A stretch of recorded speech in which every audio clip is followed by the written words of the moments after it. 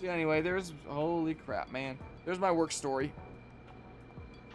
So if I'm not streaming too much lately and I'm trying to wrap up other things, definitely got a lot on my plate right now. And if I can wrap things up at work, wrap up a couple last features and hand things off to the new guys and be on my merry way, I think that'd be good. You know, 'cause I'm pretty done. Hopefully I can find something better in this job market. But holy crap, today's job market. But like I said, if I'm between roles for a while, I'm alright with that. I have the means to do so, and I have no end of other things to work on. And especially with, like, some family members like my Oma who's getting really, really, really bad memory issues and getting really quite confused at times. I'm thinking that this is probably going to be her last season in our house, so I really, really want to go hard at, like, making her garden absolutely amazing. This is probably the last year that she'll be able to look out the window and see her garden out there. Not bad at all. I've been the one managing the garden for several years, and I usually do pretty good on things like the tomato area, the carrot area, the bean and potato area last year got overtaken by the weeds, and I just didn't have the time to get out there regularly and do it. If I have the time to get out there regularly and do it and make, like, the whole garden really nice instead of just some of it, you know, that'd be cool and meaningful for family. You know, kind of adopt the mentality that the new project manager has of, you know, bad family news at home. Screw it, this job isn't worth, you know, meaningful time with my family when it's really fine. I gotta do what I gotta do kind of thing. So I kind of want to consider that myself as well. So yeah, if I'm coming home all stressed and overwhelmed and stuff like that, that's the kind of stuff that I'm dealing with in my day-to-day nowadays. That's what I'm contending with, so that's fun. But if I do, like, decouple and move on, and even if I'm between roles for a while, I feel like this is genuinely the first time this year that I've been, like, genuinely hopeful and excited for the future. Which is saying something. Miyuki's new invention's not bad at all. I never thought that I'd be so excited about the, like, idea of potentially being unemployed. But, like, I genuinely kind of am. And ultimately, at the end of the day, I did learn a lot from this position. Like, even if I didn't get, like, foundational JavaScript knowledge or web development knowledge or anything like that, I got knowledge of how to frickin' wing it when I don't have background and use the tools available to me to at least deliver something. And that is a valuable skill in and of itself. And, you know, taught me lessons about recognizing manipulative tactics from bosses and how to, like, set boundaries and not get manipulated and stuff like that. And that's a valuable life lesson too.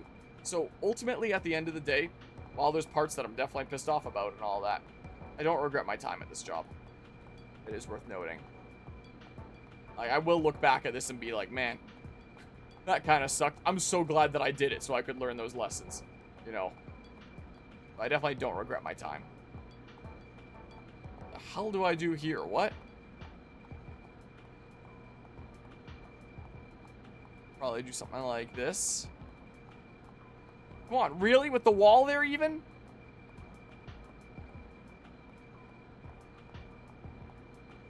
This is so dumb. So anyway, that's the job front. Something to ramble about while I'm going through this dungeon anyway. Ugh! Push the button. Something to ramble about while I'm doing this here anyway. So that's what got me all stressed out. So, a bunch of stuff before Megaland and a bunch of stuff before my trip shortly after in early June. I got a long list of things to get figured out and a job to wrap up because I am going to be away for a decent little while. That looks like it'd be interactable, but it's not. I'm going to be away a little smidge. Oh, I thought this was like loading zone kind of thing. It's not. Use the elevator? Oh, this is an elevator. Okay, sure. So it won't be any streaming for a decent while in June. Then I'll be back. And hopefully in a whole lot better of a mood. Playing more Xenosaga 2. I'm up here now. Yeah, the top of that looks okay. Top of the trophy. Now it's a question of if I want to glue it on here lopsided because it's funny, or if I want to make it actually look nice. I don't know. I'll probably do this segment. I'm going to sleep. I'm tired as hell. This area is currently off limits to unauthorized personnel. Please leave immediately.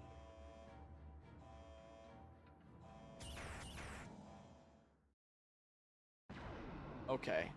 Surely it can't be that hard when I'm solo. If I really need to, I can always look into my menu and actually learn ether skills. I probably have a shit ton of points. I wasn't sure that it was super needed for this segment. There's no friggin' point in my boost. Wait, I could have actually boosted for like a moment there. Could I have? It appears for like a frame. Nope. You keep on missing, dude. Wait, I'm realizing that if it's like a semi-boss battle, I should probably play it like not too dumb. That's probably smarter to be doing this, because even if I get hit, I have a little bit more defense, right? So then I do this. You play this like I'm playing Bravely Default. You know, I'm also doing extra damage from breaking you. I should have done that from the get-go with this 2 for battle. Whatever. Whatever. Got me through. It's fine. Gotta level up to level 25 there.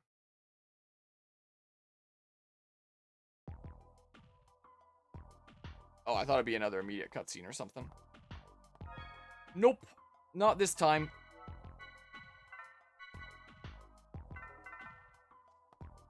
I'll look into ether skills sometime when I have my actual party together again. What I think I'll do is probably nothing around here. I don't think... This looks like it'd be a big door. There's also a small door. Maybe it is both. What have we through here? Oh, I can't break those. Lame. Yeah, look at this thing. I made it. I hit the load zone and then it just kept me darting away that was kind of away from it. Well, the power's active. Looks like we can do this. I'll initiate the system. Please, hurry and get inside. Okay.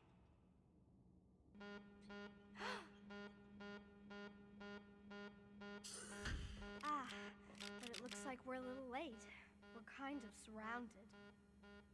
Yeah, I see them. Hang on tight, Chief. Wait! Alan!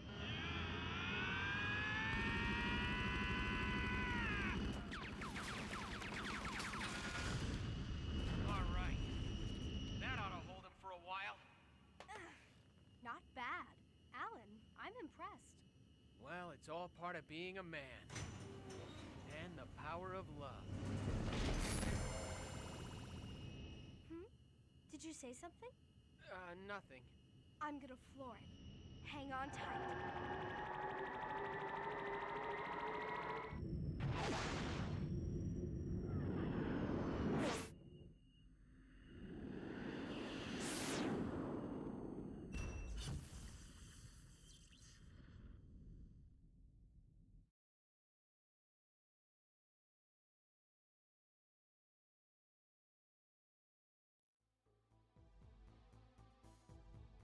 What is it with so many not voice-acted cutscenes in this game?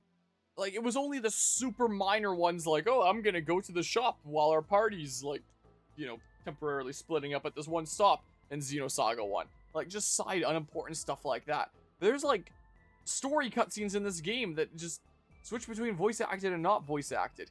Like, maybe after they got, like, so ambitious with Xenosaga 1, and had to tone things down from there when they were like, oh, this IP is not going to be as successful as we wanted. Maybe they had to start making some cuts, man.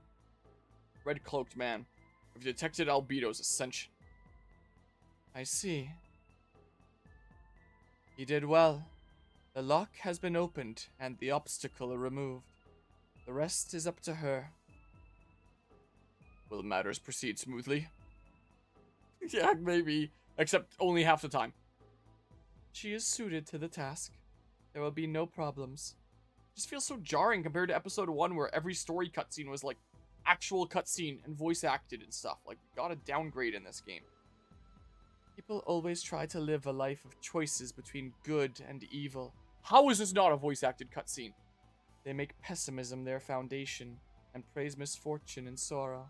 Then they try to seek a pure heart, unless they just couldn't get like the voice actor to return for Wilhelm or a different voice actor to replace him, because I think Shion's voice actor is different in this game. Like, this seems like a cutscene that would be a voiced cutscene. That. Yeah, whatever. Then they try to seek a pure heart. Yet this is nothing more than their individual view, born out of comparison with others. Is she who thinks of others right? Is he who opened the door wrong? Only those who stand in a place beyond that point can comprehend the true essence and gain knowledge of absolute truth. You know, after I'd heard for years, like, Xenosaga's amazing, just play it, it's one of those stories that changes your life, like, one of those absolutely phenomenal game series is, like, am I, like, the one maniac that doesn't like it, dude? Her awakening, Cosmos' awakening, will lead us to that summit. Don't you agree? In any case, the intermission is over, and the players stand upon the stage. All that remains is to wait for the knight to appear. The knight. And for that, it is necessary for someone play the role of the villain. I was just thinking neuron activation with Xenoblade X there, thinking Black Knight, but will he suffice for that role? Do you object? The greater the suffering, the more exciting the drama. How the hell is this not a voice cutscene?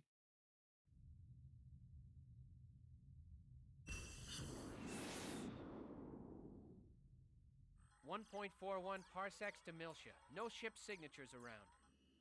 We're halfway there.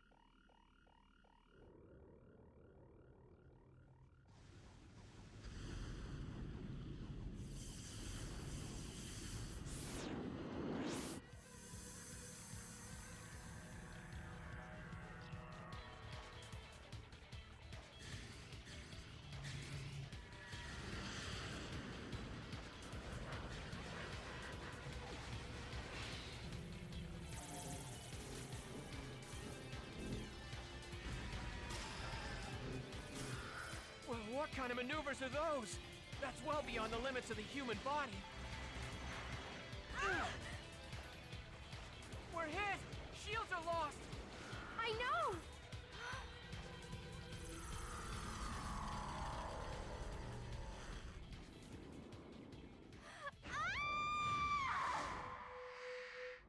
What's going on? Hurry and confirm the situation. What's going on? Power. It's no good. It's not responding to our commands. Cosmos. She suddenly started up.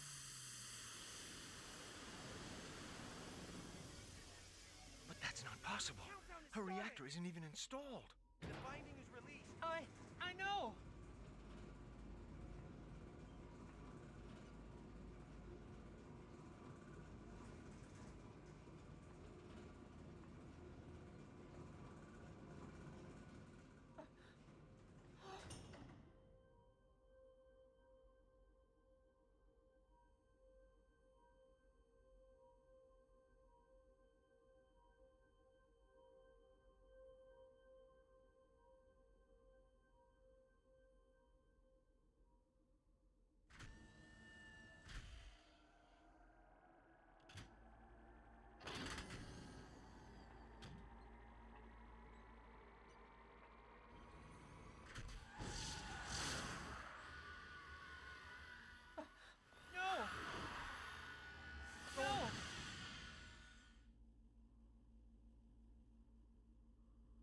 Wait, Cosmos, where are you going?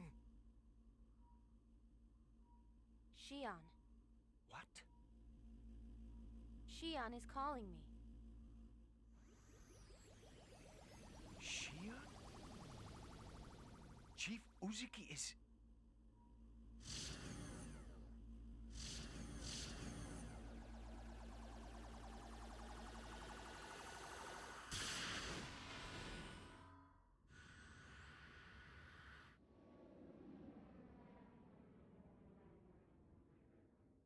It's all over! Steve! I thought you were a man. Quit whining and shoot something!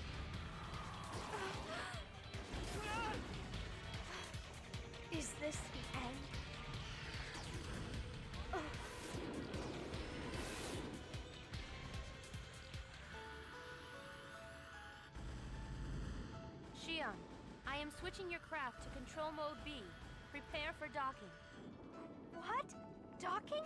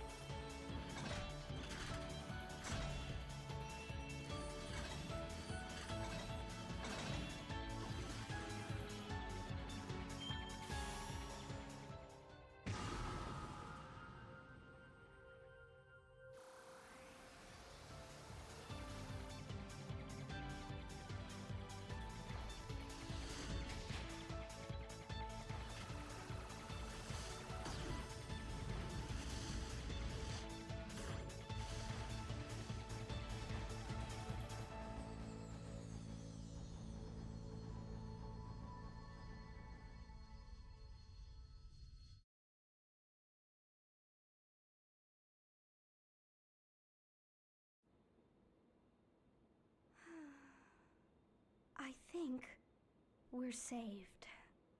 Oh, thank goodness. Enemy craft have withdrawn from sensor range. Cosmos.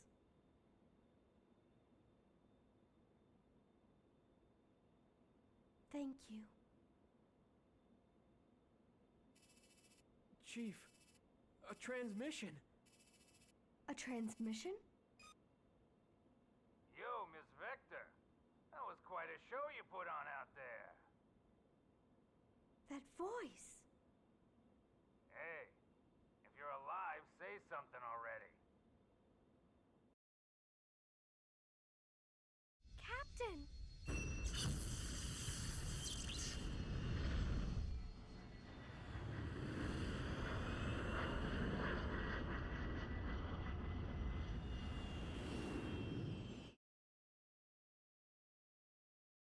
I don't know why it seems like every other content creator ever always has content louder than me.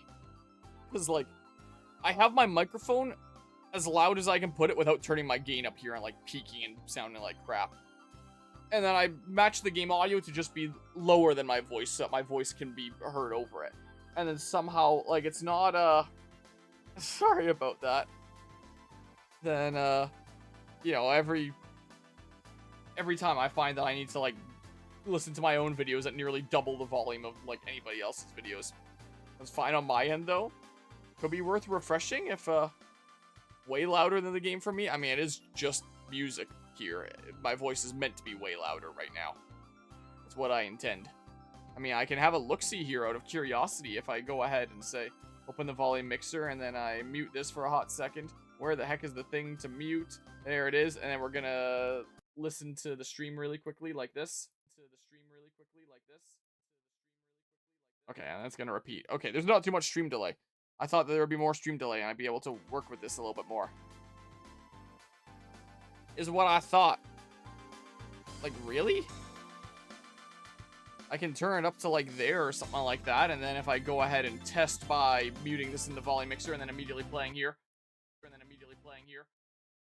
man, the stream delay, I'm not used to the stream delay being so low. But it sounds fine to me during, like, the brief little smidge there. Here, really quickly, I'm gonna be talking here, and there's gonna be, like, the sound in the background, and then we're gonna hit play here like this. In the background, and then we're gonna hit play here like this. In the background, and then we're gonna hit play here like this. Man, that stream delay is low. That is so weird to have a stream delay that low. That's, like, unheard of on Twitch. I don't know, it sounds fine to me. During the brief little smidge that I'm hearing it there. It's back to roughly what I had it before, because looking over at it in OBS, it should be okay. Should be okay. I don't know. Oh, we need periodic maintenance. I don't know, man. It seems strange. Like, looking over at the game volume compared to my voice, it looks like the game volume should be pretty good. And the tiny little smidge that I heard on my stream sounded okay. But again, it's hard to tell with so little stream delay here. Sound okay. I don't know. Where the hell am I going? Go down to B1, I guess. Also, I couldn't help but notice that Cosmos' eyes were blue again in that last cutscene. Also, I think Cosmos' voice actress is changed in this game like Shion's did. I'm fairly certain as well. That is what it seems like. I think I like the sound of Cosmos more in the first game. Personally. Green ones are like the, so I envy the freedom you humans have. I don't know, man. Tetris time? There's currently no droid selected for scanning, canceling mod or switch input. I don't know. Well, I do appreciate the heads up. I'll definitely give it like a proper listen to when I'm cutting this up into parts later, but I don't know. Stackers, that what that game would be, their weaponry. This is gonna be like our new hub for the rest of the game. Robot Academy. Where am I going? What am I doing, man? I'm playing Subnautica 2 like crazy, lol.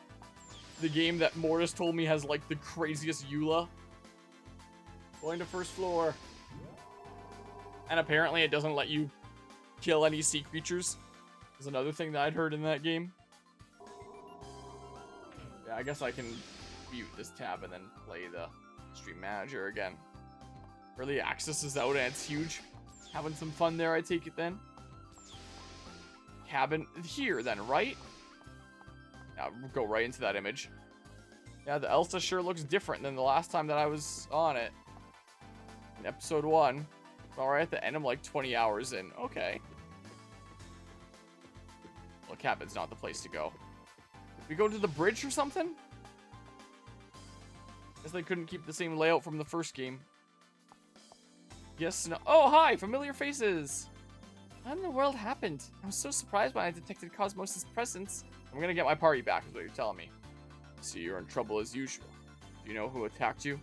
Didn't look like the Federation, the Immigrant Fleet, or UTIC. The one main ship, like, the shape before it became a, like, humanoid-like robot.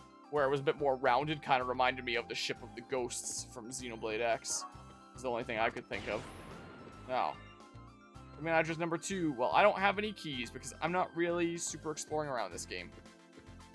I do a ton of exploring though, so most of my hours went into that. Fair enough. Truly explore and take it in and all that. Elsa Diner. It's probably not that either. I've been away from Megaland next weekend. No! I have a whole list of things that I gotta get done, including make some progress in some of my game stuff here. And I honestly don't know if I'm gonna be able to do it all in time. Oh, shit, they're unionizing. I don't know. No, I'm not.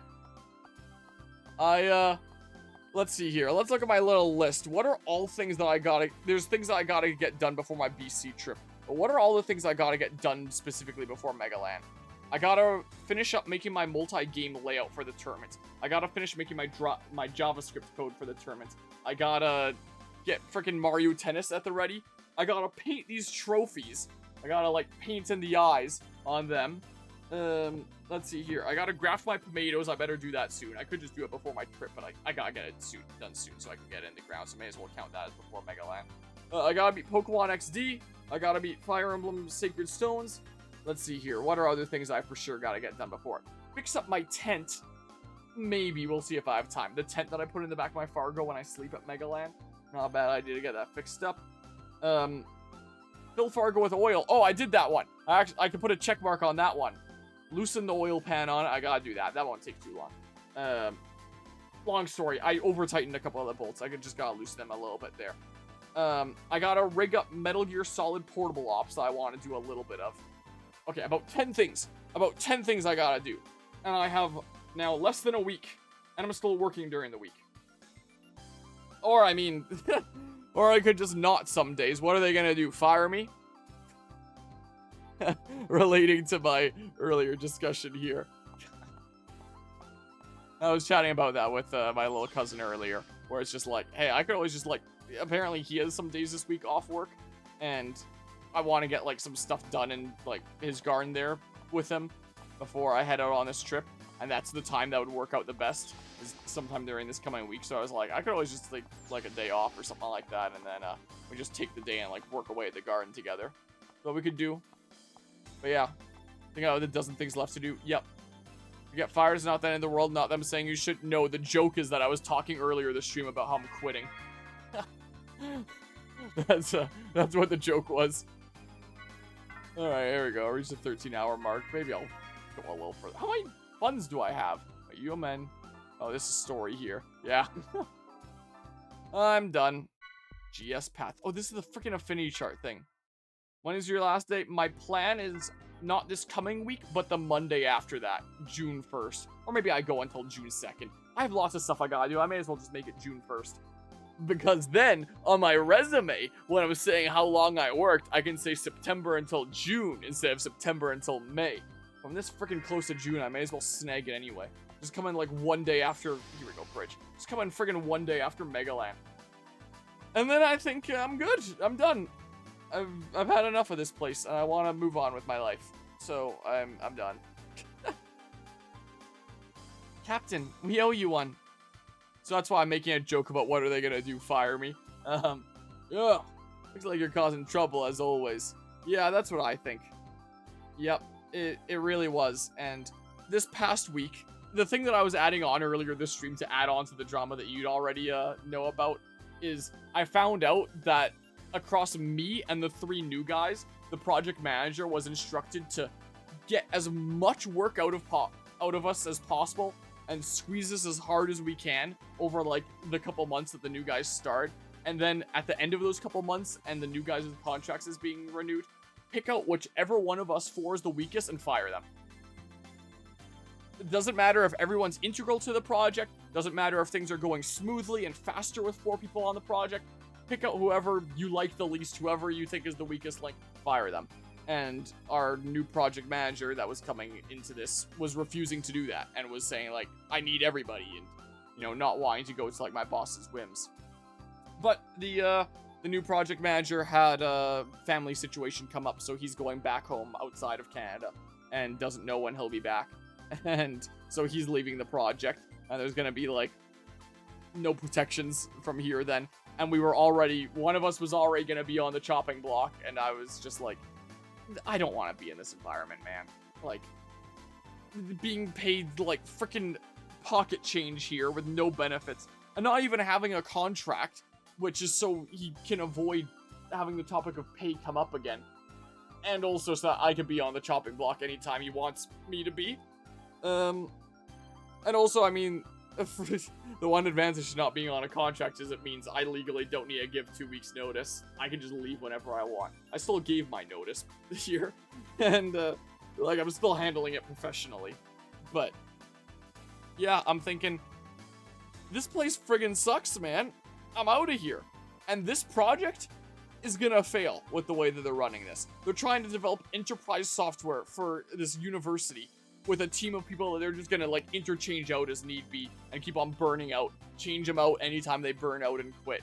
Like, how the hell do you think you're gonna maintain this system for the next 10-20 years like the old system?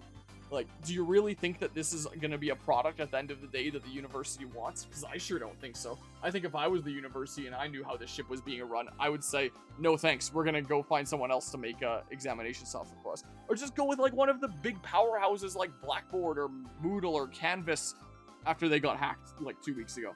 Or something like that. Yep, trying to min-max it. The people actually on the project be damned. If they have to like use fear of losing your job, like, hey, can I get a raise? Ooh, the job market's really tough right now, so I can replace you really easily, so you should stay on right now because who knows how long it'll take until you find the next thing. Like, they're just trying to lock people in and use lies, deception, manipulation. And I'm done. I'm just done. So I'm out of there. So I've decided I'm quitting. So, hence jokes about like, if I take off some days next week, what are they gonna do? Fire me? Go ahead. You know, it looks like you're causing trouble as always. I don't care anymore. Yeah, something kind of happened at First Division. I was about to say if I was fired instead of walking away, I'd be able to like claim workers' comp potentially. But I probably can't, considering they don't even have me on contract. So officially speaking, I'm already unemployed. I'm not employed. I'm not a contractor. Officially speaking, I'm not even employed because I never bothered to renew my contract. I'm just coming in and working for the love of the sport and the trust that they'll pay me. And I don't know how much trust I have with that company anymore. They did pay my last paycheck. I just kind of want to get my last one be out of there because I don't have a whole lot of trust. And speaking of not a whole lot of trust, one of the computers in that office I had rigged up, like, to just run in the background some of her automated tasks. It's called a GitLab runner. I had rigged up to do some of our automated tasks when we do things on GitLab. And to just run in the background, and it would restart itself on a weekly basis and log in using my credentials, like, using my account on that computer, just so that it can, like, refresh itself by restarting. You don't want a computer to just sit and run endlessly. You want it to restart from time to time. So I rigged up this computer with this GitLab runner in that way, so it would restart itself and just auto-log on with my credentials. And it's occurring to me, after everything that's gone down, I really don't feel safe having a computer left in that office with my master password saved into the Windows registry so it can auto-log on. So, earlier today, I swapped the input from my monitor to that other computer rather than my own, and I just silently wiped all my personal information that was on that computer. Wiped my password, wiped all cookies from the browser, wiped any saved passwords from the browser, just deleted anything about me on there. And once I log out, they're not logging back in there. Because I don't want them to have any of my login information or any potential control over my accounts, considering the low trust environment that's already been built up there. So that was one of my big important things that I did today, is I wiped anything connected to me off of that computer so that they can't, like, find some way to scrounge up my password and get retaliatory or anything, because I don't trust them anymore, quite frankly. So, yeah. See, a job I was at was a country club. They didn't care about giving raises. They were fine with it. Some cooks there are getting paid $30 USD an hour. Man, I wish I was making that much. They even automatically gave raises every year by 3%. Those are the jobs you want to look for. Not cooks, I mean, but big companies that don't care about spending and paying. It's illegal for them to go in there anyway, probably, but I still don't trust it. I still just want to wipe it just to be safe. What is, like, 30 USD translate to in CAD nowadays anyway? Because I was making 20 Canadian per hour, no benefits, no contract, no employment. For basically, even if it wasn't entitled, and even if I didn't take on, like, the senior front-end dev. At this point, I'm one of the longest developers on the project. I'm basically a senior dev on the project, even if I'm not a senior front-end developer. Basically a senior dev on that project. 30 USD to CAD. $41.49 Canadian.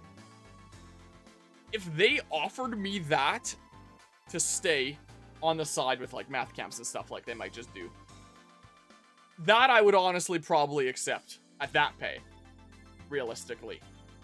Because that's some good money there. But it would have to be on the side. I'd have to be decoupled from, like, the main project. Like, yeah. For me, though, I got 19 USD an hour. Still better than what I made. But yeah, I do still hope that that was, like, good experience and stuff there. Like, you know, ultimately at the end of the day with, like, my position here, at least me moving away from it, I was mentioning earlier how, despite the fact that it was kind of shitty, I don't regret my time there. I think it was an important stepping stone in my life. I think I learned a lot of lessons, both work-wise and work environment-wise. And so I'm ultimately glad that I did it. I was thinking about walking away back in March, and I'm glad that I stuck it through and got to this point. But I think it's time for me to leave. But I don't regret having stuck it out a little bit longer. So I hope that you feel similarly with your job, where it's like, I know that there are some stresses and difficulties and stuff, but I hope you don't regret it. I'm talking about people who have been there for years and years and years, like 20 years. So probably started off as me, probably then built up raises over time. That could well have been it, yeah. Anyway, let's see the friggin' cutscene here. Something? Yeah, I can't quite put it into words very well, but I felt I had to go to Old Miltia. What? What's wrong, Captain? Representative Helmer asked us to go to Old Miltia too. I think there was anyone else crazy enough to head there. Yeah, Helmer asked me to go there too. Besides, that's where the original Zohar is. Why are so many cutscenes just not voice acted, man? This feels like an important cutscene too. Kanan and I have business on Old Miltia as well. Representative Helmer asked me to analyze Kanan's data. So, everyone is headed for Old Miltia.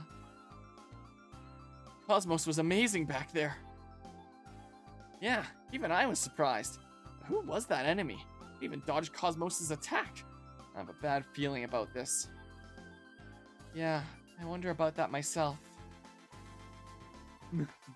Just over and over. Same repeating animation. every time he puts his hand down. Alright, let me say something. Our next destination is Old Miltia, right?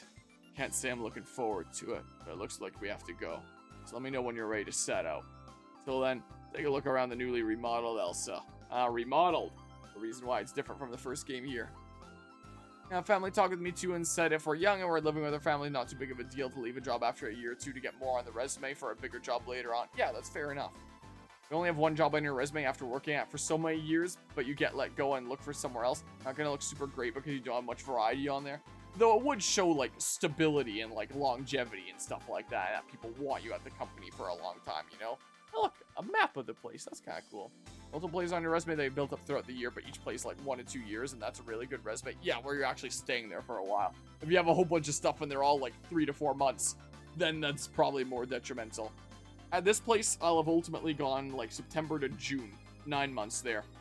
I think that'll look pretty solid, that I was there for 9 months and then just, you know, moved on. You know, I wasn't there for like a month or, you know, like a summer gig or anything like that. Like, I was there for a decent while now. I told you time and again to think before you act. Oh well, I'm just glad you're safe. So I assume you still intend to go to Old Miltia.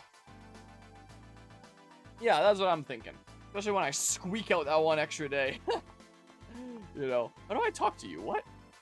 Talk to me when you're ready to go. I can't. Oh, there we go. Yeah, I'm fine, dude. Let's go.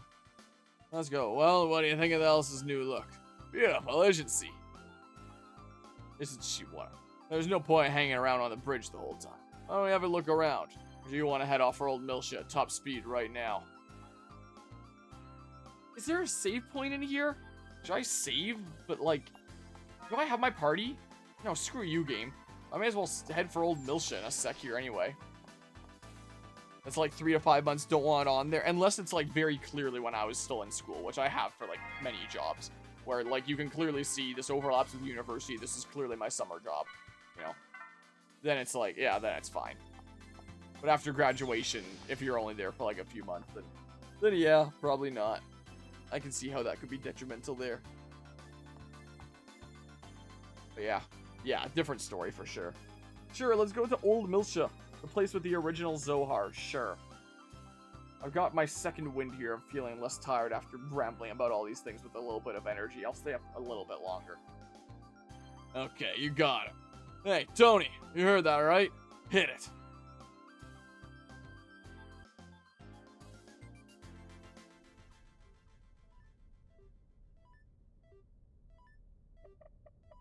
Momo, how's the enemy fleet trace?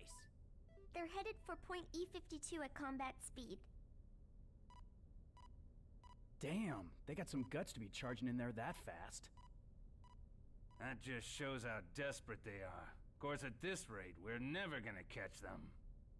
Captain, I must warn you. Who are we trying to catch? What is it? Just Make catch it up quick. to others that are going to Old If Miltia? we continue to proceed along the present course, it is highly probable that the enemy will leave a force to intercept us.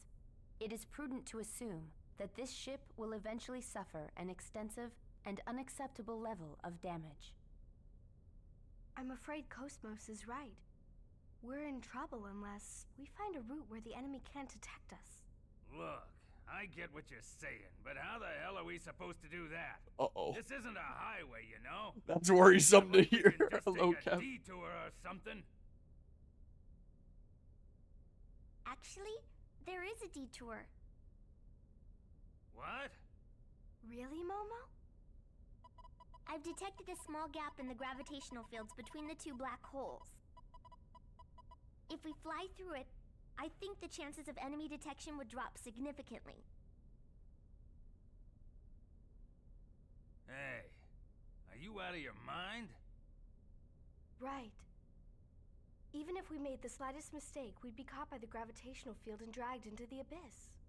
I guess it's impossible. What? Impossible? Hey, who do you think you're talking to here?